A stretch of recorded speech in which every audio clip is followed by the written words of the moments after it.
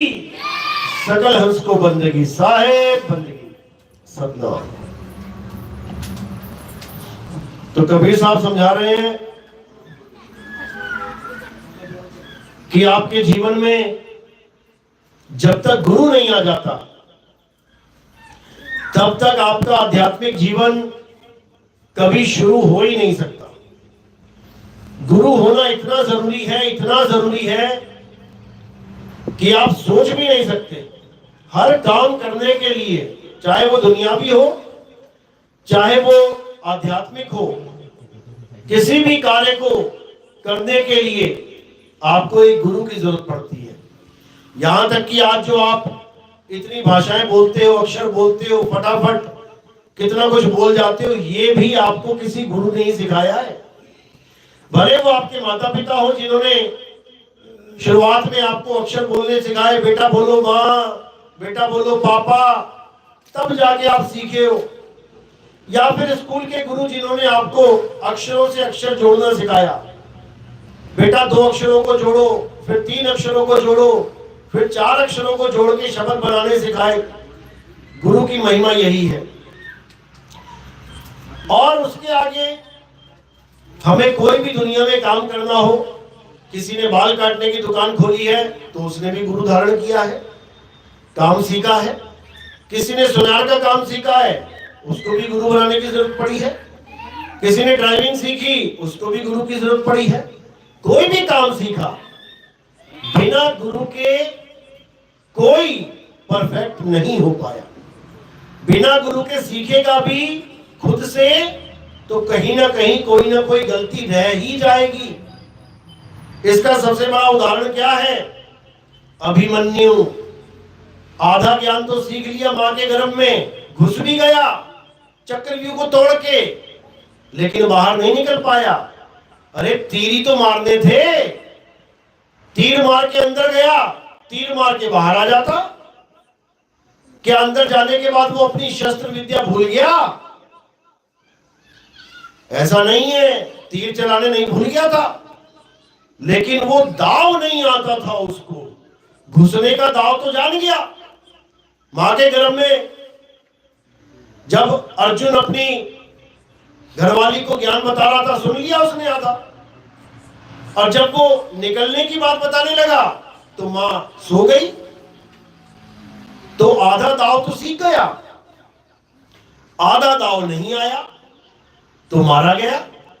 ज्ञान तो था, धनुष कैसे चलाना है, तीर कैसे चलाना है, तलवार कैसे चलानी है, सब पता है, लेकिन दाव ना लगने के कारण मारा गया। इसी प्रकार हमारे जीवन में भी 2 प्रकार के गुरु आते हैं।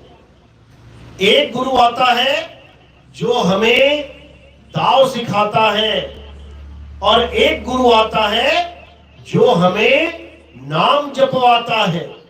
इन दोनों में भेद है। कबीर साहब समझा रहे हैं, गुरु गुरु में भेद है और गुरु गुरु में भाव। सोई गुरु नित वंदिए, जो शब्द बतावे दाव। यानी एक से एक गुरु मिलेंगे आपको जीवन में, जो आपको मंत्रों से जोड़ देंगे। हिंदू गुरु मिल गया तो आपको राम राम राम राम राम राम, राधे राधे राधे राधे, ओम नमः शिवाय, ओम नमः भगवते वासुदेवाय, ओम भूर्भुवः तत्सवितुर्वरेण्यं, पता नहीं क्या क्या जपवा देंगे। क्यों? क्योंकि हिंदू है, हिंदू ग्रंथों को पढ़ा हुआ है, हिंदू देवी देवताओं की पूजा करता है, तो हिंदू नाम ले लो। मुसलमान है तो अल्लाह अल्लाह करवा देगा, खुदा खुदा जपवा देगा, कलमा पढ़वा देगा, नमाजें करवा देगा। ये भी 52 अक्षर ही है, ये भी अक्षर ही है, ये भी जपने का ही काम चल रहा है। वही बार बार रिपीट करना है, रोज रोज वही। अगर सिख है तो वाहिगुरु वाहिगुरु जपवा देगा, वो भी 52 अक्षर है, वो भी रोज वही करना है, बार बार बार बार। और ईसाई है तो प्रेयर करनी सिखा देगा, वही अक्षर रोज रटते रहो तोते की तरह। एक तो हो गए ये वाले गुरु जो हर धर्म में मिल जाएंगे आपको, हिंदू में, मुसलमान में, सिख में, ईसाई में 52 अक्षर लेके बैठे हैं। बोलने लिखने पढ़ने वाले अक्षर लेके बैठे हैं, और एक गुरु ऐसा होगा जो इन अक्षरों से छुड़वा देगा। हिंदू राम राम कर रहा है, छोड़ दे। मुसलमान अल्लाह अल्लाह कर रहा है, छोड़ दे। सिख वाहिगुरु वाहिगुरु कर रहा है, छोड़ दे। ईसाई गॉड गॉड कर रहा है, छोड़ दे। तो करना क्या है? दाव सीख। दाव सीख कि राम को कैसे पाना है, अल्लाह को कैसे पाना है, वाहिगुरु को कैसे पाना है, गॉड को कैसे पाना है। जपने से नहीं मिलेगा। अगर जपने से काम बन जाए तो जब भूख लगे ना तो रोटी रोटी रोटी रोटी जपना शुरू कर दो, खाना खाना जपने लग जाओ। अरे जब दुनियावी रोटी नहीं मिल रही तुम्हें जपने से, तो वो परमपिता परमात्मा कैसे मिलेगा जपने से? नहीं मिलेगा। इसलिए साहिब ने कहा, मोको कहां ढूंढे रे बंदे, और मैं तो तेरे पास में, ना मंदिर में, ना मस्जिद में, और ना काबे कैलाश में, ना मैं जप में, ना मैं तप में, और ना एकांत निवास में, खोजी होए तुरंत मिल जाऊं एक पल की तलाश में। अब दो प्रकार के गुरु मिलेंगे। एक तो तुम्हें एक पल की तलाश में समझा देगा कि परमात्मा क्या है, कहां है, क्योंकि वो तुम्हारे बिल्कुल पास में है। अब उसको पाने की विधि क्या है वो समझा देगा।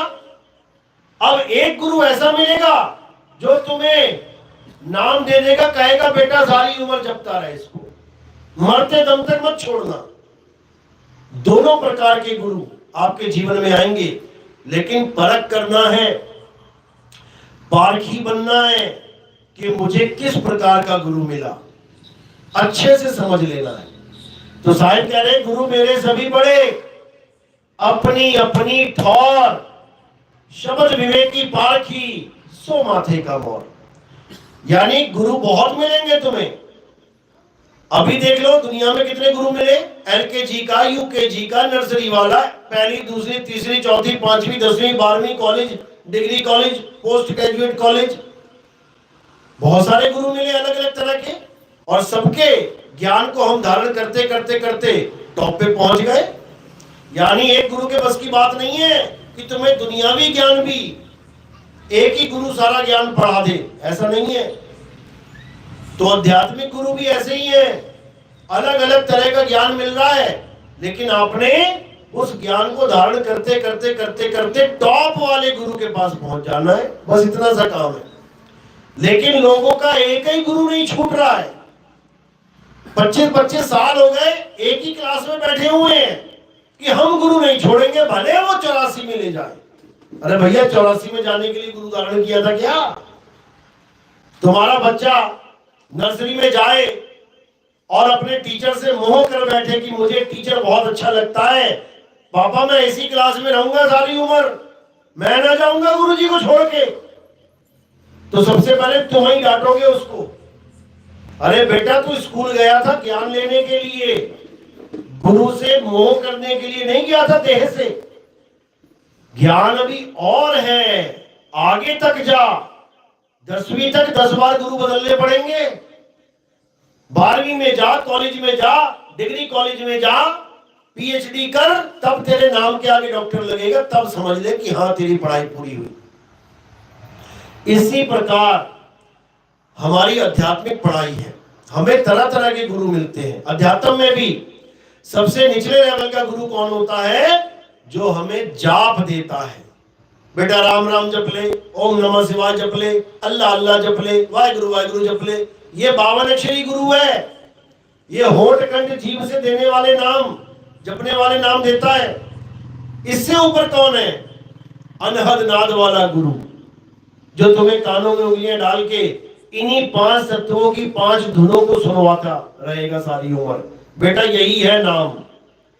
उससे ऊपर वाला गुरु जो तुम्हें श्वासों का अजपा जाप करवाएगा, श्वासों में नाम दीक्षा देगा, कहेगा यही है असली नाम। और उससे ऊपर कौन सा गुरु? जो इन तीनों से छुड़वा देगा, जाप अजपा अनहद तीनों छुड़वा देगा। और सबसे ऊपर सार शब्द का लखाव करा देगा। ये 4 प्रकार के गुरु मिलेंगे तुम्हें अध्यात्म में। सारी दुनिया में जितने गुरु हैं इन्हीं 4 क्रियाओं में सिमट जाएंगे। इसी को बोला गया है, जाप मरे, अजपा मरे, अनहद भी मर जाए, और सुरत समाए शब्द में, वाको काल ना खाए। यानी जैसे ही तुम्हारा शरीर ठंडा होगा, ये प्राण निकलेंगे, तुम कोई भी नाम जप रहे होगे, वो नाम खत्म हो जाएगा। ऐसा नहीं हो सकता कि तुम्हारे प्राण निकल जाए और वो नाम चलता रहे। यानी इंसान तो चला गया और नाम चल रहे हैं मुंह में, राम राम राम, अल्लाह अल्लाह वाहिगुरु, एक भी नहीं चलेगा। अगर वो जप रहा है राम राम राम, जैसे ही प्राण निकले राम, मां भी पूरा ना हो पाएगा उसका। तो इसको कह रहे जाप मरे, जैसे तुम मरे तुम्हारे जाप भी मरे, अजपा मरे, जो श्वासों में नाम चल रहे हैं, ओम सोहम ओम सोहम ओम सोहम, जैसे तुम मरे यानी तुम्हारा शरीर छूटा, ये भी मर गया, ये श्वासा भी खत्म हो गई, रुक जाएगी। अनहद भी मर जाए, ये पांचों तत्वों की पांचों धुनें जो चल रही हैं, कोई नाभि की धुन सुन रहा है, कोई हृदय की धुन सुन रहा है, कोई नाड़ियों की धुन सुन रहा है, ये सब खत्म हो जाएंगी। जैसे ही शरीर ठंडा, ये सब ठंडे हो जाएंगे।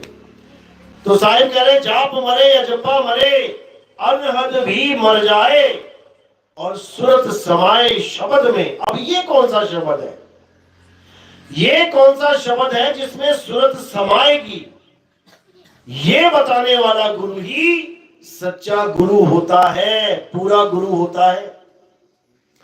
तो साहिब कह रहे हैं सुरत समाए शब्द में और वाको काल ना खाए। एक बार सुरत अगर शब्द में समा गई तो उसे अपना स्वरूप बोध हो जाता है, उसे समझ में आ जाता है कि असल में मेरा स्वरूप क्या है, आखिर मैं हूं क्या। उसे अपना आत्म स्वरूप समझ में आ जाता है। फिर उसको कोई मार नहीं सकता, फिर वो कभी मर ही नहीं सकती। अभी तो भ्रम रूप में मर भी रही है कि हाय मर गई हाय मर गई, फिर भ्रम रूप में भी नहीं मर पाएगी। जैसे ही शरीर छूटेगा अपने आप अपने स्वरूप में आ जाएगी। जैसे तुम्हें एक बार तैरना आ जाए तो तुम्हें कोई धोखे से भी पानी में फेंक देना, तुम्हें बिना जाने कि तुम्हें पानी में फेंका जा रहा है, कोई धोखे से भी फेंक दे तो मर जाओगे क्या? डूब जाओगे। अरे फिर चाहे तुम पानी में खुद जाओ, चाहे कोई तुम्हें वैसे ही फेंक दे, तुम डूब नहीं सकते, क्योंकि पानी को टच करते ही तुम्हारा दाव अपने आप चालू हो जाएगा। किसी तैराक को कहो कि तू डूब के दिखा, किसी तैराक को बोलो डूब के दिखा तू, वो कोशिश तो करेगा डूबने की, चला गया गहराई में, जब फड़फड़ाने लगेगा ना तो दुगनी स्पीड से आएगा भागा भागा। क्यों? क्योंकि उसके पास जो दाव है वो दाव उसे डूबने ही नहीं देगा। बेहोश हो गया तो बात अलग है, लेकिन जब तक होश में है डूब नहीं सकता, वो दाव डूबने नहीं देगा।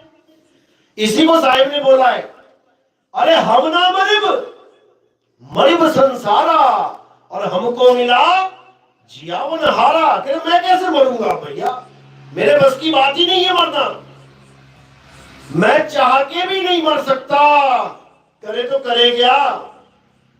ये है कबीर साहब का असली ज्ञान कि आप अबजर अमर अविनाशी हो, आपको कोई मार नहीं सकता, बस तुम अपने स्वरूप को जान लो। अगर अपने स्वरूप को जान लिया तो कोई माई का लाल नहीं जो तुम्हें खत्म कर सके, इतना समझ लो। फिर काल क्या, महाकाल भी आ जाए तब भी तुम्हारा बाल बाका नहीं कर सकता। इसी को साहिब ने बोला है कि सार शब्द आए जेही विधि हाथा, और तेही विधि काल नवावे माथा। काल के नाम पे दुकानें तो बहुत चल रही हैं, काल से बचो काल से बचो, काल खा जाएगा, काल ऐसे काल। उनसे पूछो काल को देखा कभी? कितने फुट का है काल? कितने हाथ है काल के? कितने पैर है काल के? कितने सर है काल के? दांत कितने हैं काल के? आंखें कितनी है काल की? लग जाएगा पता। देखा किसी ने नहीं है, बस कबीर सागर में पढ़ पढ़ के कि काल ऐसा है, काल वैसा है, काल के मुंह में बस काल हवा बना दिया काल को। और जिस दिन काल समझ में आ जाएगा ना काल होता क्या है, पैरों से जमीन निकल जाएगी कि काल है क्या। लेकिन अज्ञानता में गुरु भी बैठा हुआ है, चेला भी बैठा हुआ है, बस सारा दिन काल काल काल ही समझ में आ रहा है, काल से बचना है। अरे काल से बचना तो तब है देखा हो। तो साहिब कह रहे बिन देखे वा देश की, अरे बात करे सो कूर, और आपे खाली खात है बेचत फेरे कपूर। खुद कभी काल देखा नहीं और गुरु बने बैठे हैं काल से बचाने वाले, कि हमारे गुरुजी से नाम ले लोगे तो काल तुम्हारा कुछ नहीं बिगाड़ पाएगा। अरे वो काल पूरी दुनिया को मुंह में लेके बैठा है, गुरुजी भी मुंह में बैठे हैं उस काल भगवान के, लेकिन समझ में नहीं आ रहा किसी को। ये काल कौन है? सारी सृष्टि का मालिक है वो काल, पूरी दुनिया को टॉफी की तरह मुंह में लेके घूम रहा है वो। सारी दुनिया उसका खाना है, भोजन है उसका। समझा रहे साहिब, 3 लोग एक जेल है और पाप पुण्य 2 जाल। सारी दुनिया इन 2 जालों में फंसी है, या तो पाप कर रही है या पुण्य कर रही है। पुण्य करके सोच रही है कि अरे मेरी तो वाह वाह हो गई, मेरी तो मुक्ति हो जाएगी, मैंने तो इतने लंगर लगा दिए भोजन के, मैंने तो इतना दान दे दिया लोगों को, मैंने तो ये कर दिया, मैंने तो वो कर दिया, इतना पुण्य कमा लिया, मैंने सोच रहा है कि मेरा तो कल्याण हो गया। अरे तू जाल में फंसा है भाई, जाल में फंसा है। कह रहे 3 लोग एक जेल है और पाप पुण्य 2 जाल। सारा जग भोजन बना और खाने वाला काल। सारा जग भोजन है, जैसे अमरूद भोजन है, पूरा अमरूद खा जाएगा वो, तो सारा जग जितना संसार है अमरूद की तरह लेके घूम रहा है वो। तो गुरुजी कैसे बचाएंगे भैया उससे? गुरुजी खुद उस अमरूद में बैठे हुए हैं दाना बन के। समझ लो, उस काल से बचने का एक ही तरीका है, तुम्हें समझना पड़ेगा वो दाव, जिस दाव से वो काल सिर झुका देगा। एक ही दाव है, सार शब्द आए जही विधि हाथा, तेही विधि काल नवावे माथा। वो तुम्हारे आगे माथा नवा देगा और फिर क्या करना है? फिर उस काल के सिर के ऊपर पैर रख देना है और कुछ नहीं करना है। यही दाव है। इस दाव के लगाते ही काल एकदम मुरझा जाएगा। जैसे सांप आ जाए कहीं पे तो सांप पकड़ने का दाव होता है। सांप को कैसे पकड़ते हैं? कमर से, बीच में से पकड़ लोगे ना सांप को, डंक मार देगा। पूंछ से पकड़ लोगे, डंक मार देगा। कैसे पकड़ना है? गले से। जैसे ही उसका मुंह खत्म होता है 2-3 इंच का, वहीं गले से दबा लो उसको। चाहे कोबरा तक हो, अगर तुमने कसके पकड़ लिया गले से, तुम्हें काट नहीं सकता। लपेटा मार देगा पूंछ का, जकड़ लेगा हाथ को, लेकिन काट नहीं सकता। ये दाव है सांप पकड़ने का। बेबस हो जाएगा, भले कितना जहरीला क्यों ना हो, बेबस हो जाएगा तुम्हारे आगे और सीधे पकड़ के उसको कहीं भी ले जाओ। इसी प्रकार भले काल कितना ही शातिर क्यों ना हो, कितना ही बलशाली क्यों ना हो, अगर तुमने सही दाव लगा दिया, बेबस हो जाएगा, बेबस। और दाव क्या है?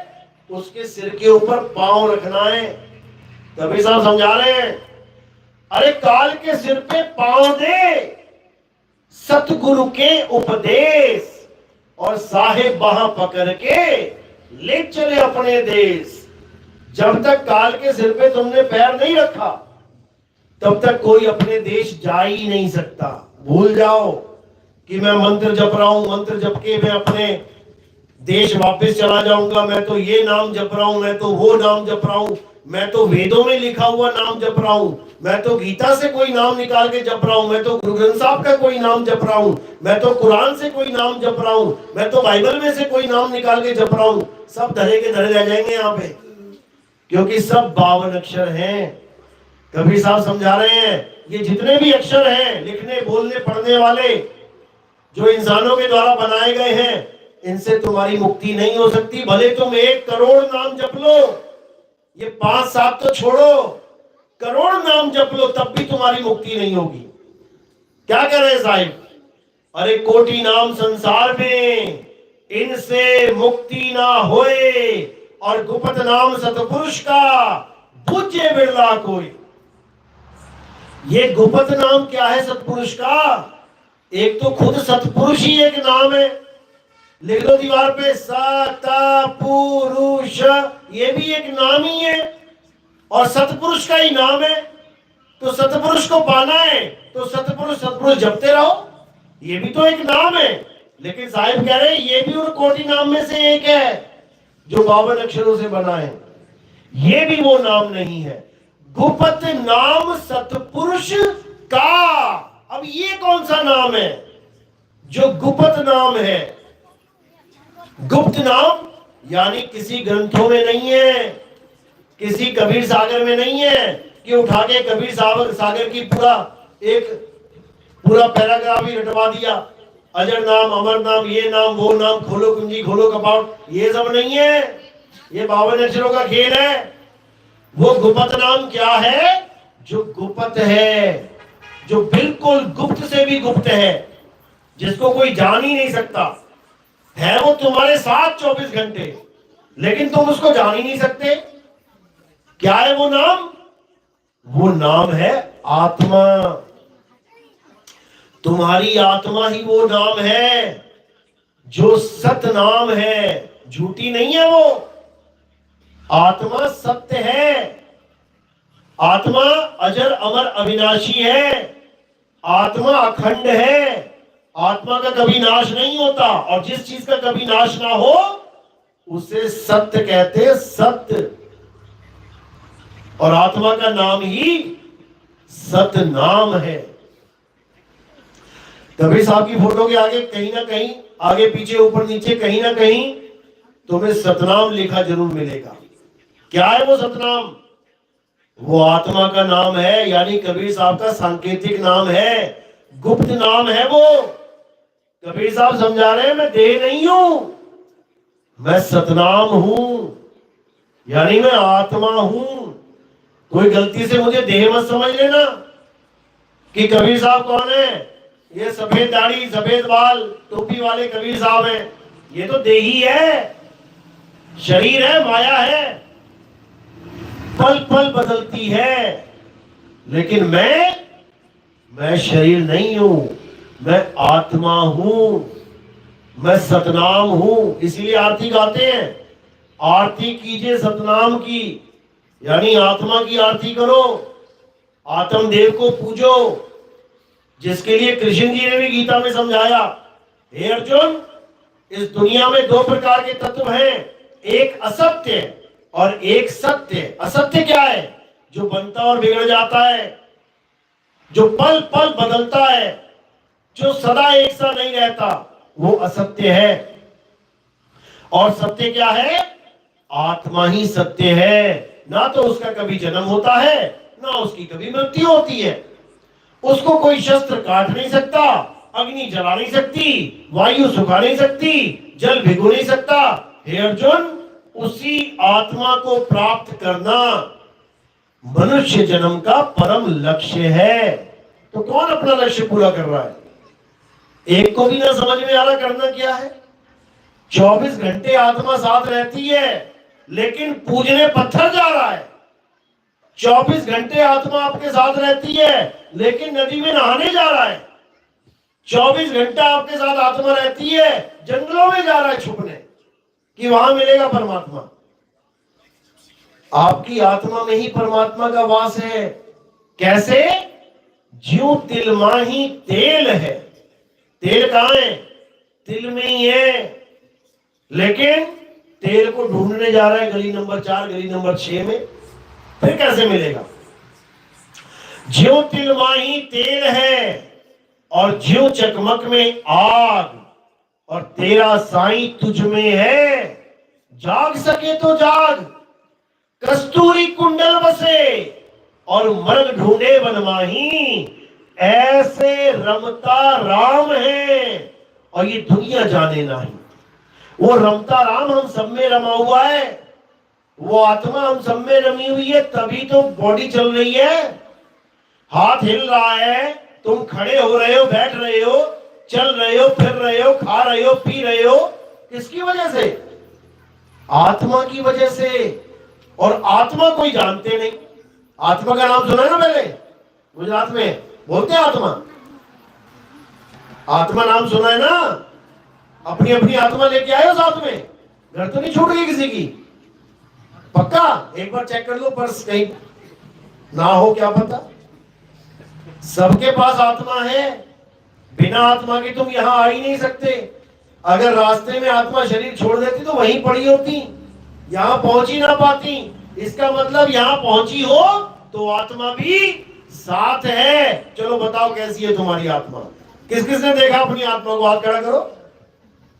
24 घंटे तुम्हारे साथ है, और तुम्हारे साथ नहीं, वो तुम ही हो, तुम आत्मा ही हो।